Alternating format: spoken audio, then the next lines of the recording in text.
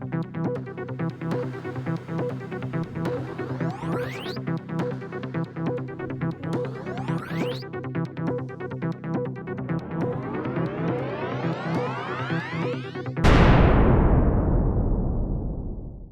Marvels. Welcome back to the show. Dana and I. Hi, Dana. Hi, Gwen. How you doing? I'm doing great. Thanks. I feel like I just saw you. I do too. I have deja vu. Yeah. It's really strange. Yeah. Hey, Dana. I think this is a really interesting topic today.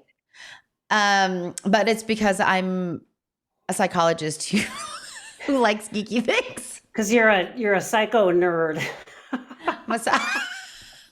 I know. There's so many different ways to think about a psycho nerd. Yeah. I could be a nerd who's a psycho. I could be really psycho about nerdy things. Right. What were you saying? Yeah. What were you saying that you say to your grad students? I was going to say my grad students, because, we're all psychology nerds, and then we'll laugh about things that we're nerding out on and that their partners are like not into. And we're like, okay, it's just a psychology thing where we think it's cool. Yeah. Do you remember? Yeah. Do you remember going through undergrad or grad school and taking abnormal psych and your professor saying, but don't go home and diagnose your family or your friends? Oh, I just wrote in the I just wrote in the DSM in the margins. I wrote like Aunt Mary. Yeah. This is I was like, too late. I already did it. I already diagnosed everybody.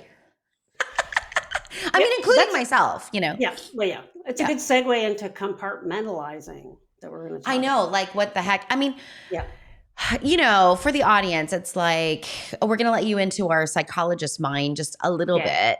Yeah. In regards to how we think about, I know for those of you in the audio world, Dana's doing a woo woo, doing her woo woo hand motions. My evil scientist. Yeah. Oh, that's good, Dana. Which totally reminds me of Ren and Stimpy. Was it Ren and? No, oh my God. No, Pinky and the Brain. Who was the brat that was like the evil genius? Ren and Stimpy has many episodes that are about evil genius stuff. But okay, it could be that. Was it that? Yeah. Okay, sorry. Wow, I've never been diagnosed with ADHD, but sometimes. Anywho,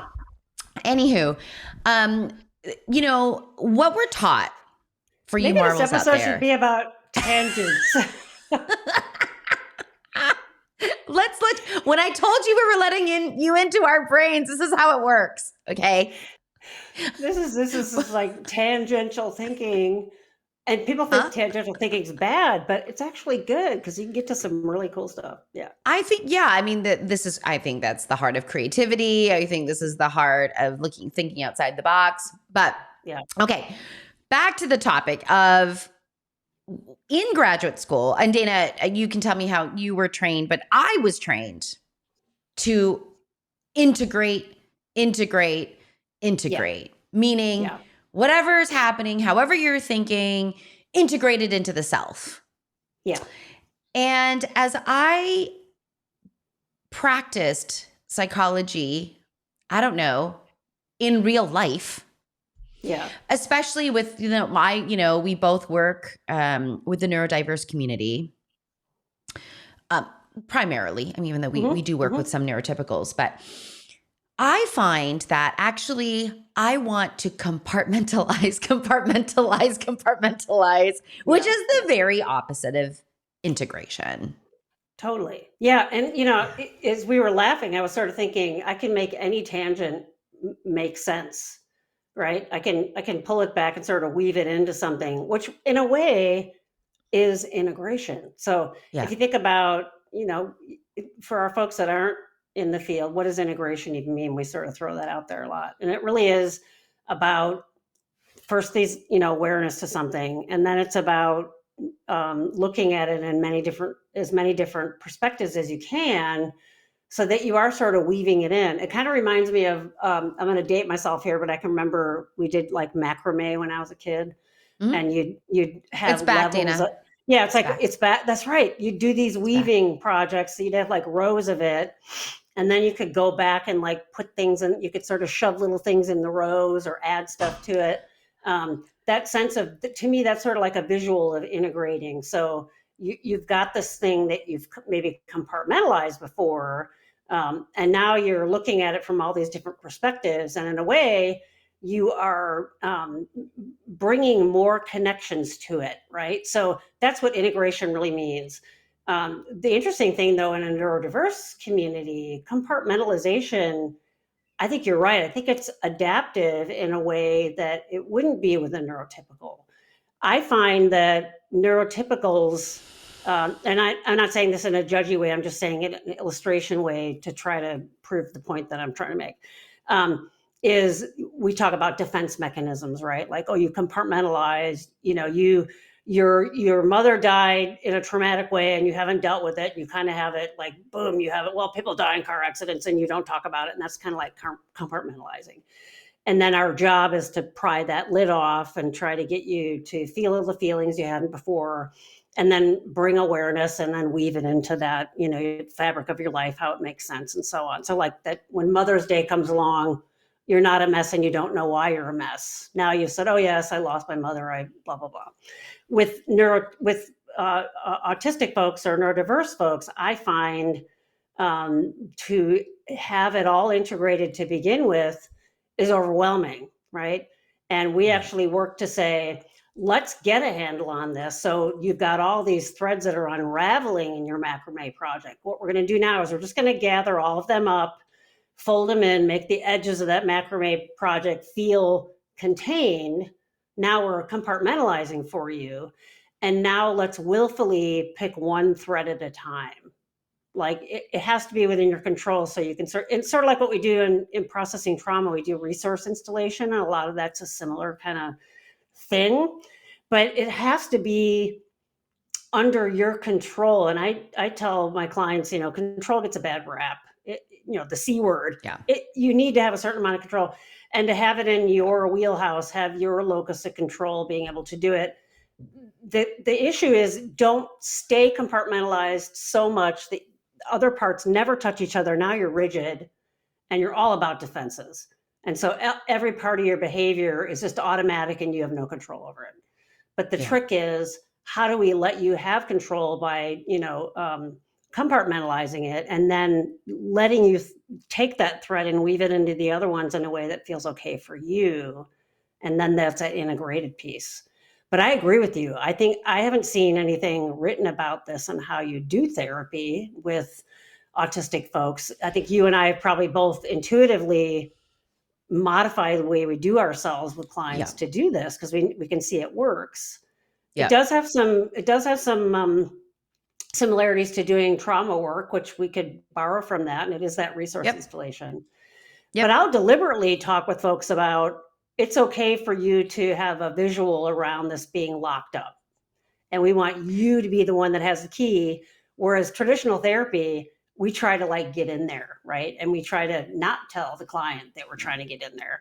That won't work with a neurodiverse client. I have to say, I'd like to get in there.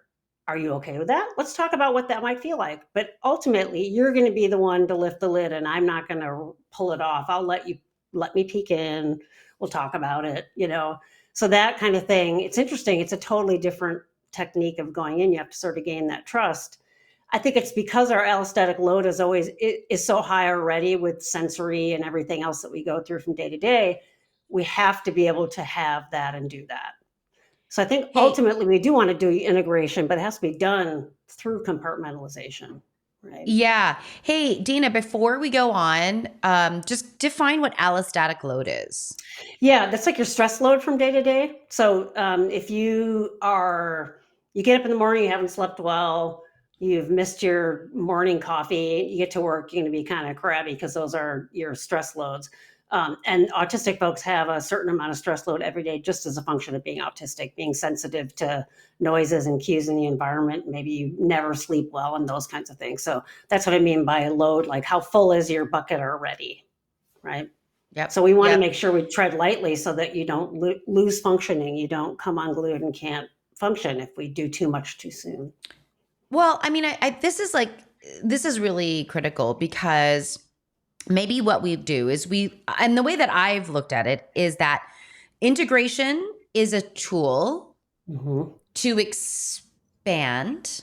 Mm-hmm. Compartmentalization is a tool to lessen or contain or minimize, right? Or not minimize, but just so I'm not so overwhelmed by it. Those two are tools, right? Much like, you would use, a screwdriver to open something or close something. You know what I mean? But this idea of like, hey, what am I trying?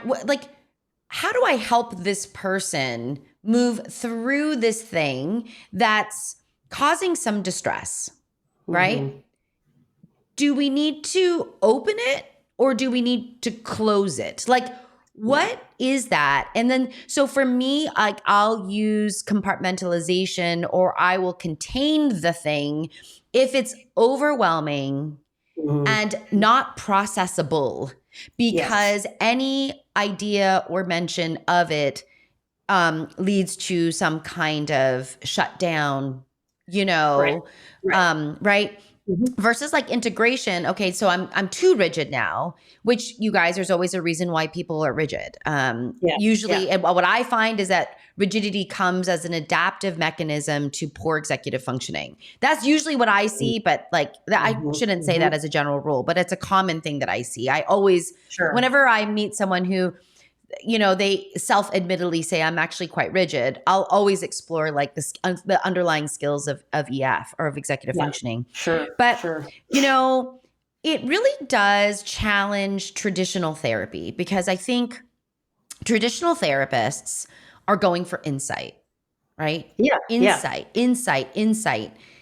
When the problem is that in driving insight, we are noodling around, sleuthing, right? We're sleuthing, noodling around, looking under the bushes, shaking the bushes. We're doing all these things and we haven't really asked for consent.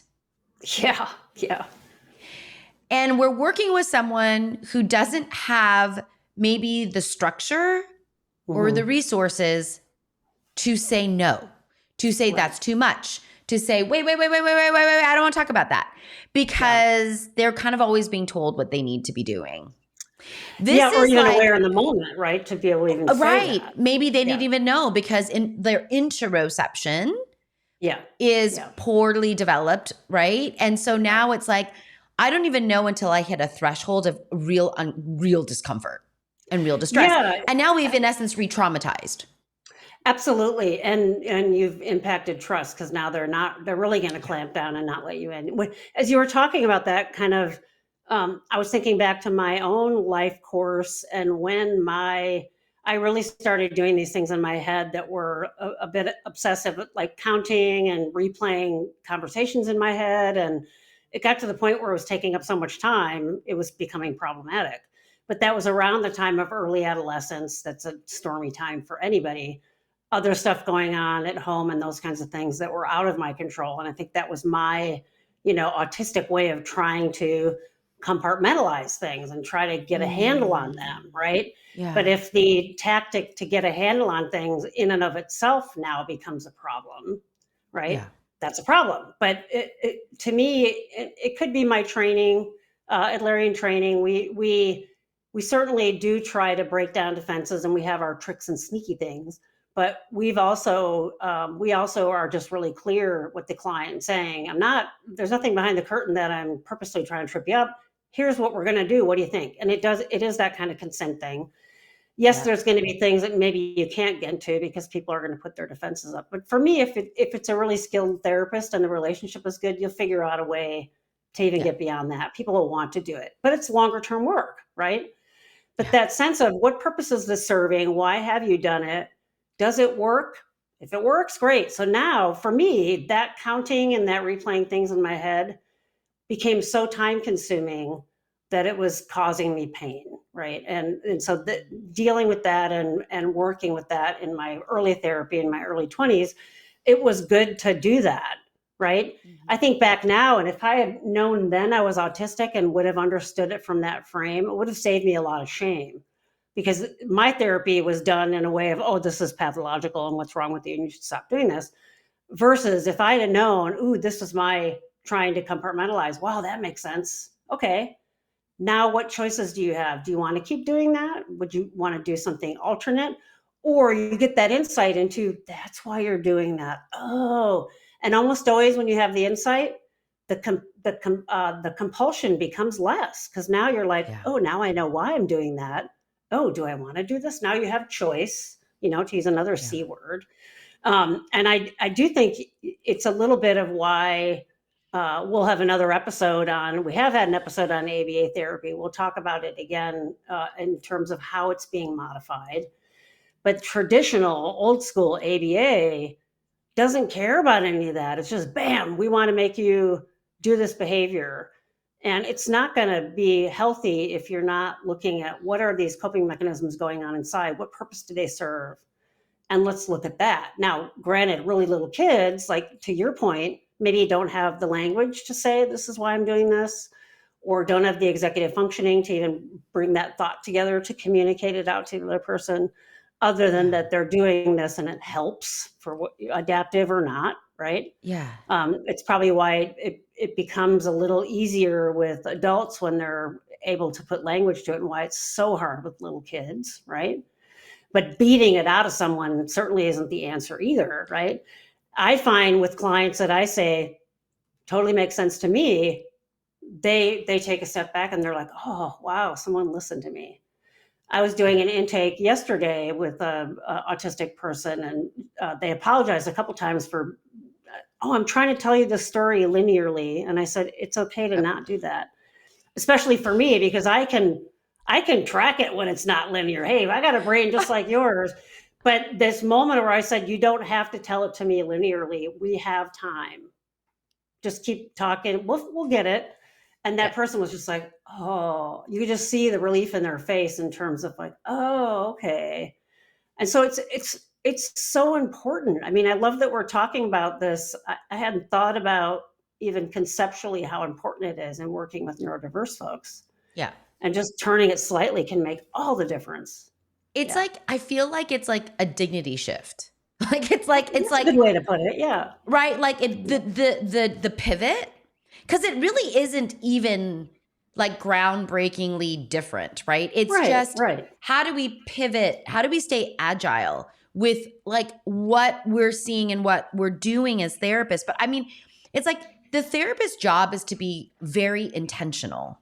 Yeah. Like I feel like I need to like, and that's why this is what, like it's a pet peeve of mine, I'll be somewhere socially, maybe, at my daughter's school or something. And heaven forbid someone asks me what I do for a living, because I don't want to say I'm a psychologist and then what's the automatic response? Ooh, are you're you analyzing psychoanalyzing me? And I want to be like, look,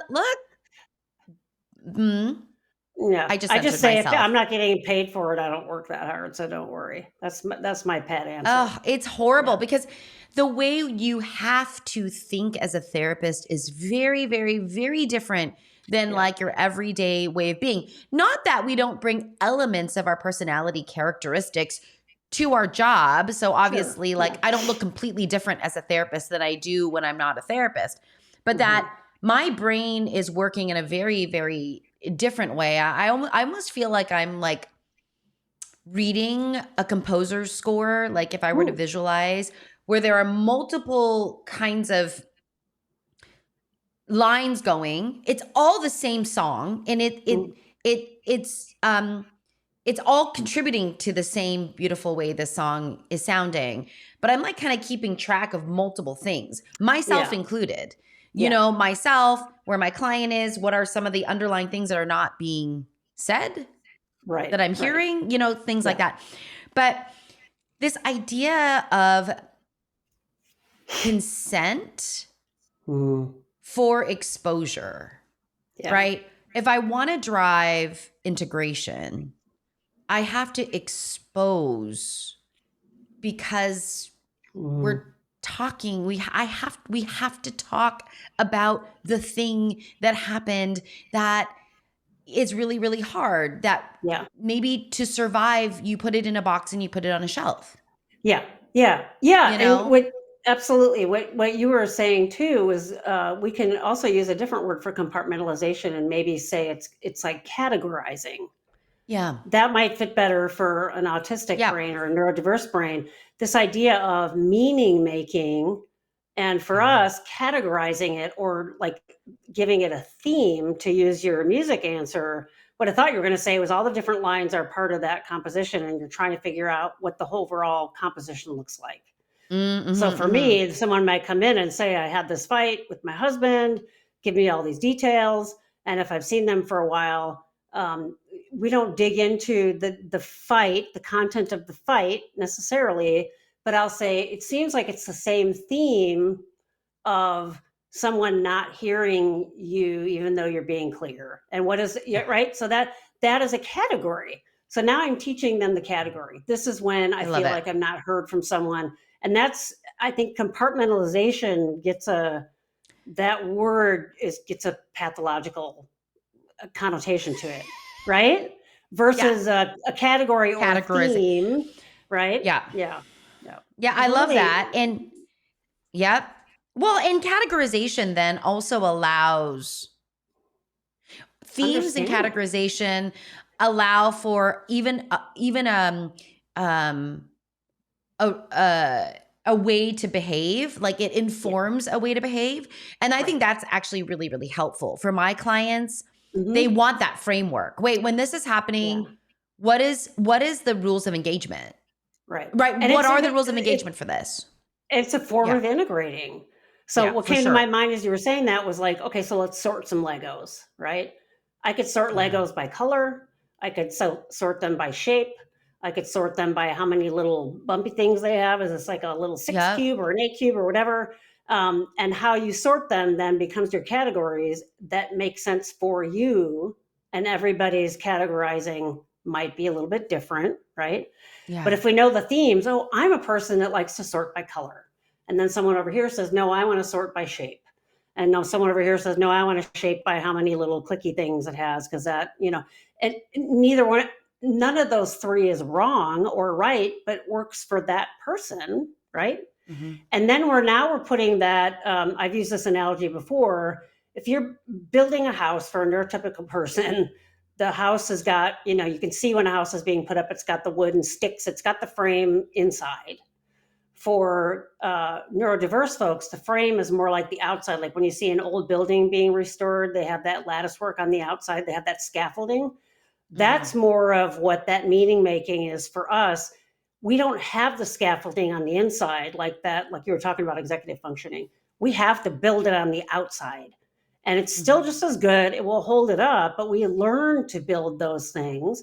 We get the voice for it, we get words for it, like you've Yeah. mentioned. We learn how to executively function by doing that. It's a different way to do it, but down the road, it works the same, except that it takes a little bit longer. So folks that have that internal framing can boom, boom, rapid fire it off. And we tend to, it just takes a little longer. And that's, something we can work on. You need a little time to process your thoughts or whatever. So the destination is the same, but how we get there is very different, right? And if it's not tailored in a way that will work for that person, it's just not going to work.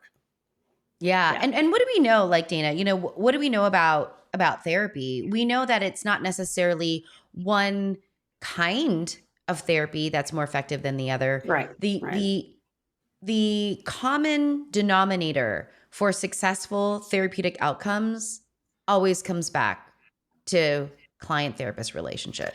And awareness. Yeah. And that, yeah. Every Yeah. time, Yeah. Yeah. every And time. there is some research that shows that person centered, which we're talking about, which is relationship between is works best for neurodiverse clients. Yeah, for sure. CBT, people hate, they reject it pretty quickly. And I think that's because it's cooperative meaning making. I mean, that's what you're doing in that type of therapy. You don't Yeah. feel like someone's doing something to you or just sitting there judging you. It is that cooperative, it's about In-person centered. In-person centered. Yeah. Yeah. Yeah. Yeah. Yeah. Sometimes the CBT, like I will say, because, CBT has probably, it has a lot of research Mm-hmm. behind it. But I will say, if I have a client that struggles with abstractions and thinking about Mm-hmm. thinking, I don't do CBT. They'll reject it immediately. I'll can't. be like, I'm not doing this. Like, Now, if I want to help that yeah. person stop smoking, we might get a little CBT-ish in there, but that's also with the relationship already established. It has to be. Yeah. I mean, there's things that work and things that don't. And, you and I will do an episode on that because I think, it is due time for us to talk about ABA again.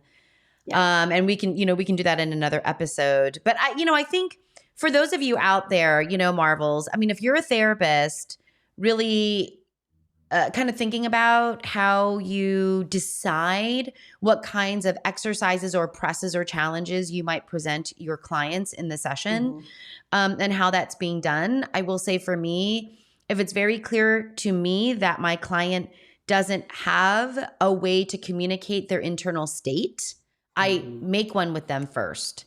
Yeah. And then before we go, before we decide on any challenges, we do a check-in and I ask for permission to go there, and then we go there, and then they have permission to stop at any time, no matter where we are. This drives parents crazy, by the way. Drives parents absolutely. If parents are in a session with, and I'm talking about, I mean, I work with adults. Yeah. So when they are they're still in their parents' home and they're still dependent on their parents. Yeah. Which is a common client of mine. And I'm just like, no. No, if you want this person, you want anxiety to decrease, you want more agency, you want more, we got to do this. Like we got to create the system for them. It's slow going, no 12 sessions a year. Yeah. It's just is not gonna. It's easier. It's easier for those that are listening. I'm doing the air quotes thing. It's easier to beat behavior into somebody. It's faster. You're the one in control, but long term it won't work. And then you make the person being beaten be even more neurotic. So taking the time to let them consent and getting buy-in and everything, you have a healthier person at the end of that than you do if you just go in and say, do this. So I could see that being an issue in session for sure. The parents just want it fixed. Do it now. Right? Yeah. Yeah. Or this is not right. They should be they should be squarely in the Zoom. They should be making direct eye contact. They should be you want them to stop talking about something that they just messed up. Yeah. Like yesterday. No, they need to talk through it. It's like, wow, a little bit, hold up, just hold up a second. Like let's rein the horses in. You're using those neurotypical norms in therapy in a neurodiverse person, and it's a square peg in a round hole. Yeah. Do what is effective, not what you think is just right. Yeah, exactly. That's effective over right, what you think is right. Yeah. I like where we went today. This is interesting stuff. Yeah. I know. I mean, Dana and I will probably continue to talk after we turn off this podcast. Because to come full circle, we are psychology nerds, Yeah. We do, and we love it, and we love what we do, and that this is something for us that, obviously resonates with us because we want to be effective. Yeah. I know I do, and I can't even imagine sometimes what it's like to be differently wired, even though, I've got touches. I mean, anyone who's listened to this podcast knows that. Yeah. Where did we start? Tangentially. Okay. Anyway. Yeah. That's what makes you a good ally and empathetic, because you have those traits. Yeah. Yeah, I do have those traits. All right, Marvels, we love you. Thanks for being here. Be good to yourselves. Yeah. See you in the next episode. Yeah. Bye. All right. Bye, everyone.